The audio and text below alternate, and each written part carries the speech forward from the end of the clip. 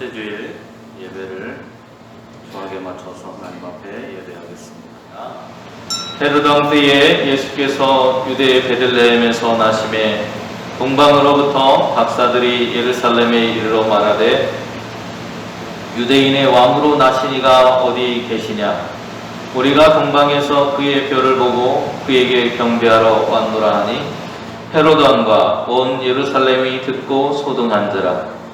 왕이 모든 대제사장과 백성의 서기관들을 모아 그리스도가 어디서 나겠느냐를 물으니 이르되 유대의 베들레헴이오니 이는 선지자로 이렇게 기록된 바 또 유대 땅 베들레헴아 너는 유대 고을 중에 가장 작지 아니하도다. 내게서 한 다스리는 자가 나와서 내 백성 이스라엘의 목자가 되리라 하였음이니이다. 이에 헤롯이 가만히 박사들을 불러 별이 나타난 때를 자세히 묻고 베들레헴으로 보내며 이르되 가서 아기에 대하여 자세히 알아보고 찾거든 내게 구하여 나도 가서 그에게 경배하게 하라. 박사들이 왕의 말을 듣고 갈새 동방에서 보던 그 별이 즉 앞서 인도하여 가다가 아기 있는 곳 위에 머물러 서 있는지라. 그들이 별을 보고 매우 크게 기뻐하더라. 집에 들어가 아기와 그의 어머니 마리아가 함께 있는 것을 보고 엎드려 아기께 경배하고 보배합을 열어 황금과 유향과 몰약을 예물로 드리니라. 그들은 꿈에 헤롯에게로 돌아가지 말라 지시하심을 받아 다른 길로 고국에 돌아가니라. 아멘. 김장도 거의 마무리가 되어 가고요. 또 한 해가 이제 저물어가는 시간이 다가오고 있습니다. 올해도 이제 한 달 남았네요. 그죠? 한 달 남았습니다. 한 해를 마무리하면서 우리는 새로운 해, 다가올 새로운 해에 대해서 기다림과 소망을 가지게 되는 것 같습니다. 마찬가지로 대림절이라고 하는 그런 시간을 우리가 이제 맞이하고 있는데요. 바로 그 대림절은 새로운 시대에 대해서 기다리고 소망하는 시간입니다. 우리에게 새로운 왕이 오기를 기다리고 그 왕으로 오신 예수 그리스도를 맞이할 준비를 하는 시간, 그것이 바로 대림절입니다. 예수 그리스도의 오심을 기다리고 준비하는 절기인 것입니다. 오늘부터 4주 동안 성탄절을 앞두고 4주 동안 대림절이 되는데요. 대림절의 예전의 색깔, 대림절의 색깔은 보라색이라고 할 수 있습니다.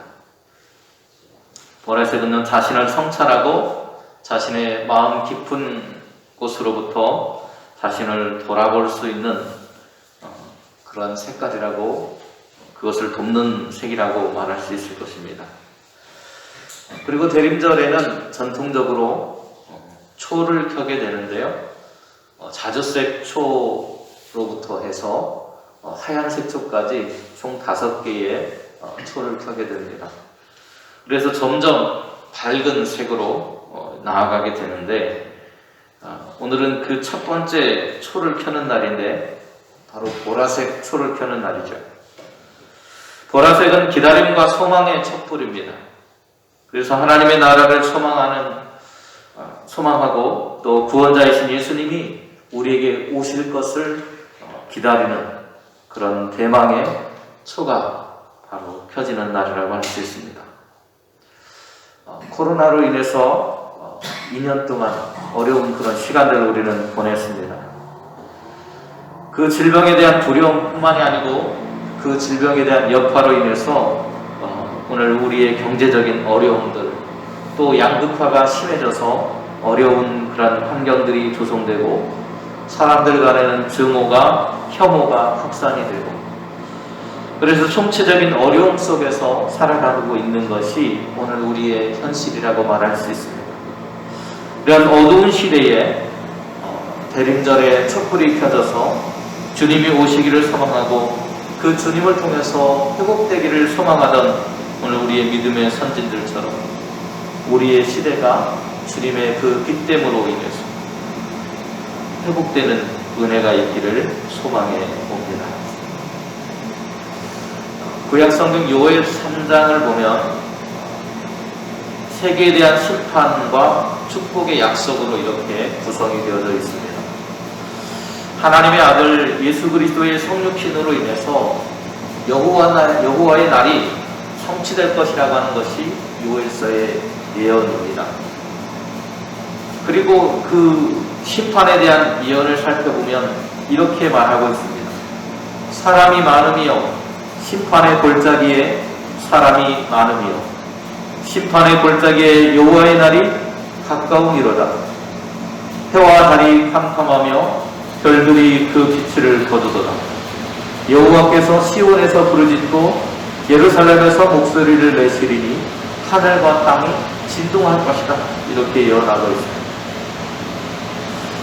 하나님께서 시온성 거룩한 예루살렘에서 부르짖고 심판하시겠다는 것입니다. 그러나 하나님의 백성에게 이 시간은 심판의 시간이 아니라 축복의 시간이라는 것. 이렇게 예언합니다. 그러나 여호와께서 그 백성의 피난처 이스라엘 자손의 산성이 되시리로다. 그런즉 너희가 나는 내 성산 시온에 사는 너희 하나님 여호와인 줄 알리라.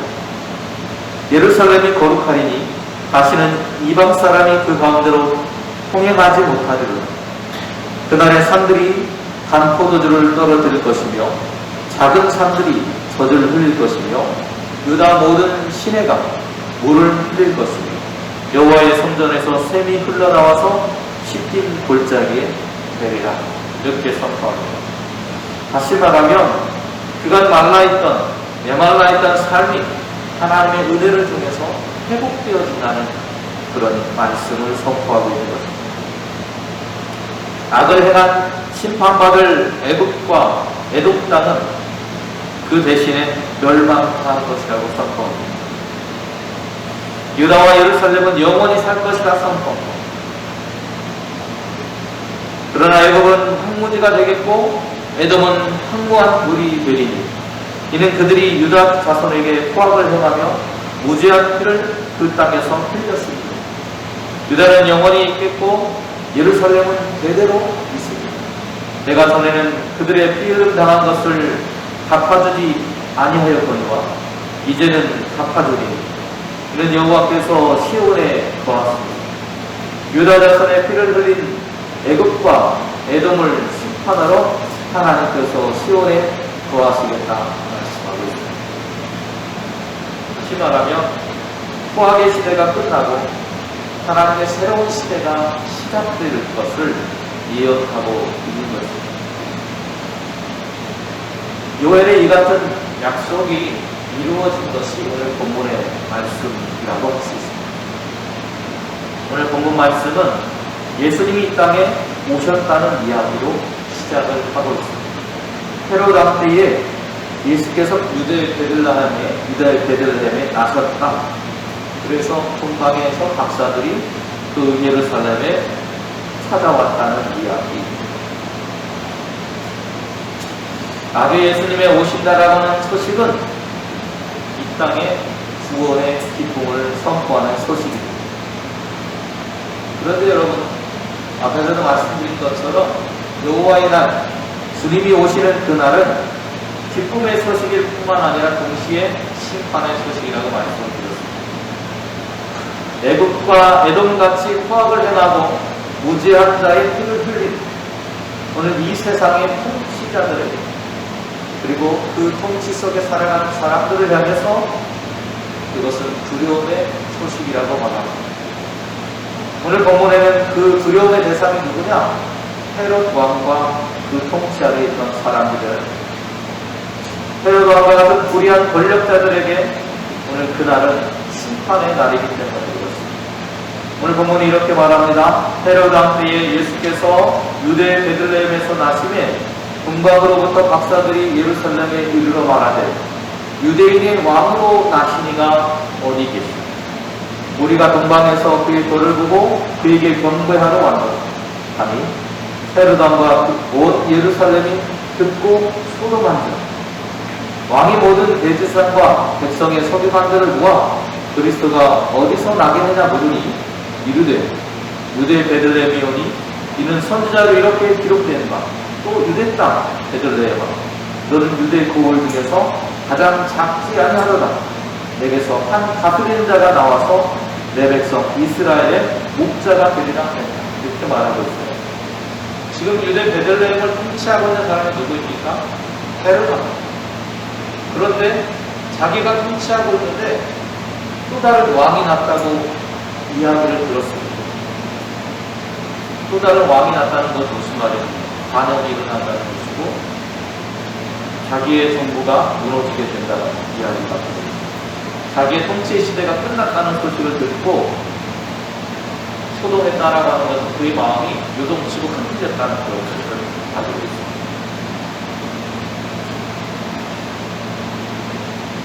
그런데 마태는 그의 마음을 흔들고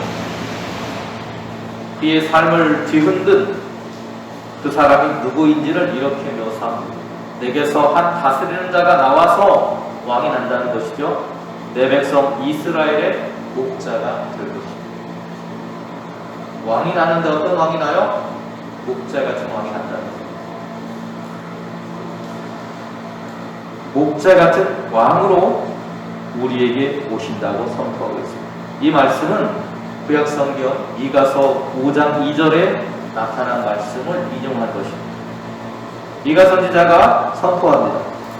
베들레헴 에브라다야 너는 유다 족속 중에서 작을지라도 이스라엘을 다스릴 자가 내게서 내게로 나올 것이다. 미가 선지자가 다스릴 자라고 표현을 했습니다. 그런데 오늘 복음서 마태복음의 저자는 다스리는 목자라고 이것을 해석하고 있습니다. 예언의 점진적인 성취에 따르는 성령의 조명으로 갈수록 메시아의 정체성이 분명하게 드러나고 있습니다. 왜 다스리는 왕의 통치 행위에 어울리지도 않는 목자라는 이야기를 붙였습니다. 왕은 힘과 능력으로 권세로 사람들을 다스리고 통치하는 그런 사람입니다. 그런데 목자는 반대입니다. 목자는 안아주고 보듬어주고 보살펴주는 사람입니다. 예수님께서 이 땅에 오실 그 당시에 유대인 앞에서 말씀드린 대로 헤롯 왕이 통치를 했습니다. 헤롯 왕은 정권을 유지하기 위해서 베들레헴의 근방에 있는 유아들을 다 몰살시킬 만큼 악한 왕이라고 성경은 기록하고 있습니다. 뿐만 아니라 로마가 유다를 강점했고 총독인 본디오 빌라도를 파송해서 군사력으로 통치하고 착취했던 그런 시대입니다. 그러기에 백성들은 다스리는 사람, 왕 하면 어떤 이미지겠습니까? 착취하고 폭력을 행사하고 자기들의 것을 빼앗고 힘으로 짓누르는 그런 사람의 이미지가 가득 차 있다는 거예요. 그런 통치를 지금까지 받아왔습니다. 그래서 그들은 메시아가 오기를 기다리는데 그 메시아는 힘으로 다스리는 메시아가 아니라는 거예요. 왕이 아니라는 거예요. 그런 왕이 아니라는 거예요. 목자와 같은 왕으로 자신들을 돌보고 그 공포 속에서 건져줄 그런 왕이 필요했다는 것입니다. 그래서 미가 선지자는 메시아를 향해서 5장 5절에서 이 사람은 우리의 평강이 될 것이다. 우리에게 평화를 가져다 줄 사람, 우리에게 평화의 왕으로 오신 분, 그분이 바로 주님이라고 말씀하고 있는 겁니다. 그래서 마태는 오시는 예수님을 다스리는 목자라고 표현하고 있습니다. 목자는 양들을 위해서 자신을 희생하면서 푸른 초장과 맑은 물가로 인도하는 사람입니다. 들짐승들과 목숨을 걸고 싸워서 양떼를 지키는 사람입니다. 그러기에 평강의 목자인 것입니다. 세상의 포악으로부터 백성을 지켜주고 건져주실 분, 그래서 자기들에게 새로운 시대를 열어주실 목자와 같은 예수님이 자신들에게 오셨다는 것을 그들은 바라보고 있는 것입니다. 그런데 반면에 헤롯 왕에게 들렸던 이 소식은 심판과 멸망의 소식이겠죠. 그래서 헤롯 왕이 이 소식을 들었을 때 거짓말로 동방의 박사들을 꿰게 됩니다. 오늘 7절과 8절에서 이렇게 말하죠. 가서 아기에 대하여 자세히 알아보고 혹시 찾으면 나에게도 알려주시오. 나도 가서 그에게 경배하기를 원합니다. 마태복음 2장의 헤롯은요, 헤롯 왕조는 같은 이름을 쓰는 사람들이 많습니다. 여기서 말하고 있는 헤롯은 왕조의 시조인 헤롯 1세를 갖습니다. 그는 에서의 후예인 에돔 족속이면서 유다의 왕으로 활동했던 사람입니다. 로마의 통치하에 있었기 때문에 오늘 그들은 로마의 치세 아래에 있었습니다. 그리고 유다 족속이 아닌 사람이 왕이 되는 것은 이스라엘 사람들로 인해서는 받아들이기 힘든 일이었습니다. 그래서 에돔 출신의 왕이 된 이 헤롯이라고 하는 사람은 유대인들에게 왕으로서 인정받지 못했습니다. 왕으로서 인정받기 위해서 헤롯은 여러 가지 노력들을 합니다. 정책적으로. 그래서 성전을 재건하는 일도 하고요. 그런 유대인들을 배려하는 것처럼 보여진 일들을 하려고 했습니다. 그러나 그는 그러면서도 한편으로는 정당성을 인정받지 못한 왕이기 때문에 정통 유다 계열에서 왕이 난다라고 하는 것은 받아들이기 힘든 일이었습니다. 그런데 지금 어떤 소식이 들렸습니까? 정통 유다 출신, 그것도 다윗의 자손 중에서 왕이 난다는 소식을 들었다는 겁니다. 여러분 얼마나 마음이 흔들리고 이 사람의 마음이 불안했겠습니까? 자기는 그렇게 인정받고 싶었는데도 인정받지 못했는데 그런 노력을 했는데도 안 됐는데 다윗의 후손이 나타나서 왕이 된다는 소식, 그가 태어났다는 소식이 들렸다는 거예요. 자기의 왕권을 위협하는 사람이 나타난 것입니다. 그래서 그가 나도 가서 그에게 경배하기를 원합니다 라고 말하는 것은 예수님을 얽매이고 죽이려고 하는 계략이었다는 것입니다. 그런데 마침내 박사들이 길을 떠나서 가게 되는데 도중에 별의 인도를 다시금 받았습니다. 그리고 아기 예수님께서 나신 곳에 이르게 됩니다. 그리고 아기 예수님께 경배하고 예물을 드립니다. 9절로 11절을 말씀 보면 이렇게 말하고 있습니다. 박사들이 왕의 말을 듣고 갈새 동방에서 보던 그 별이 문득 앞서 인도하여 가다가 아기 있는 곳 위에 머물러 서 있는지라 그들이 별을 보고 매우 크게 기뻐하더라. 집에 들어가 아기와 그의 어머니 마리아가 함께 있는 것을 보고 엎드려 아기께 경배하고 보배합을 열어 헌금과 요양과 모략을 예물로 드립니다.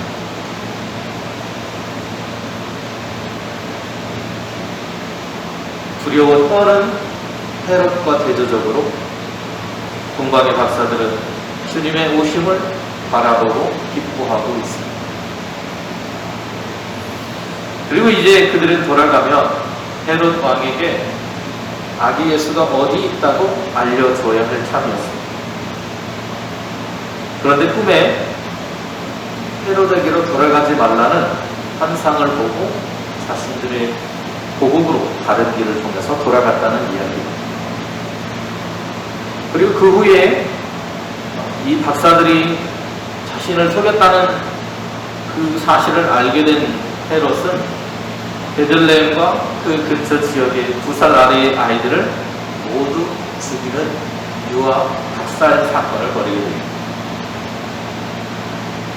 이렇게 이 땅에 생명의 하나님이신 예수님께서 오셨지만 예수님을 맞이하고 기뻐하는 사람들이 있는가 하면 예수님을 죽이려 하는 사람들도 있었다는 것입니다.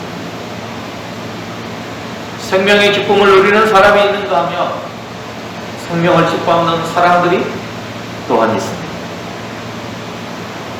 우리는 대림절에 촛불, 소망의 촛불을 켰습니다.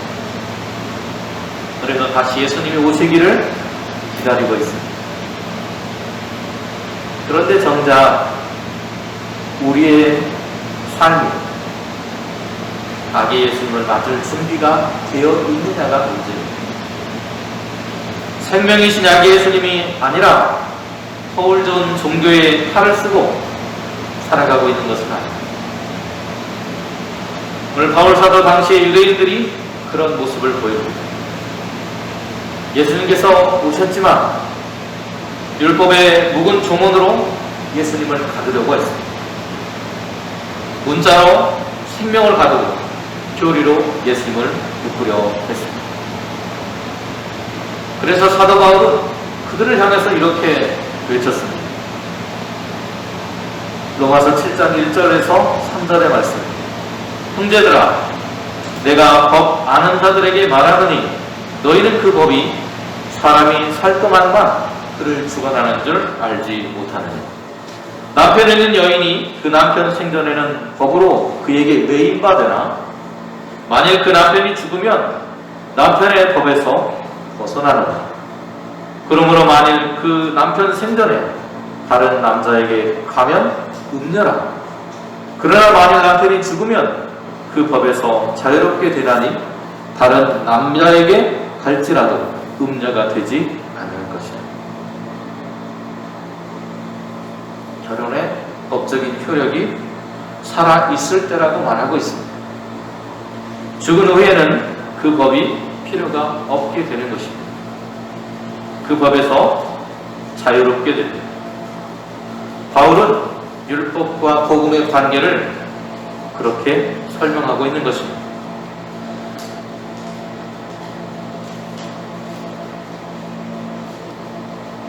4절 말씀, 로마서 7장 4절에 이렇게 말합니다. 그러므로 내 형제들아, 너희도 그리스도의 몸으로 말미암아 율법에 대하여 죽임을 당하였으니 이는 다르니 곧 죽은 자 가운데서 살아나신 이에게 가서 우리가 하나님을 위하여 열매를 맺게 하려 합니다. 율법은 이제 죽었다는 것입니다. 율법은 더 이상 그 법적인 효력을 하나님의 백성들에게 발휘할 수 없다고 선포합니다.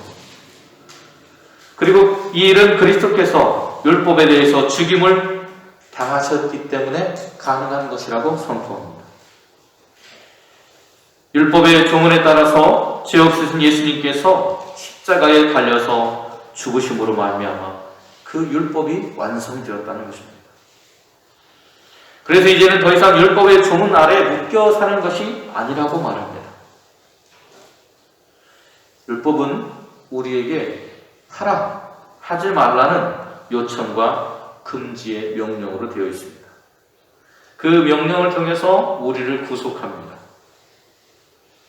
그러나 예수님은 진리로 우리를 자유롭게 하셨습니다. 예수님의 오심은 율법의 조문으로 그것을 지킬 능력이 없어서 죄와 사망에 얽매여 있던 우리를 참 자유와 구원의 길로 인도해 주신 것입니다. 이제 더 이상 육신에 얽매이는 삶이 아니라 영적인 삶으로 변화된 것입니다. 다시 태어난 것입니다. 바울은 로마서 7장 5절로 6절에 이렇게 우리에게 선포합니다. 우리가 육신에 있을 때에는 율법으로 말미암는 죄의 정욕이 우리 지체 중에 역사하여 우리로 사망을 위하여 열매를 맺게 하였더니 이제는 우리가 얽매였던 것에 대하여 죽었으므로 율법에서 벗어났으니 이러므로 우리가 영의 새로운 것으로 섬길 것이요 율법 조문에 무은 것으로 아니할 것이라고 선포합니다. 대림절 첫째 주일 우리는 기다림과 소망의 촛불을 켜면서 우리를 자유롭게 하신 아기 예수님을 온전히 온 마음과 정성을 다해서 오시기를 소망합니다. 그때 우리는 다시금 거듭나게 될 것입니다. 우리 영이 새롭게 변화될 것입니다.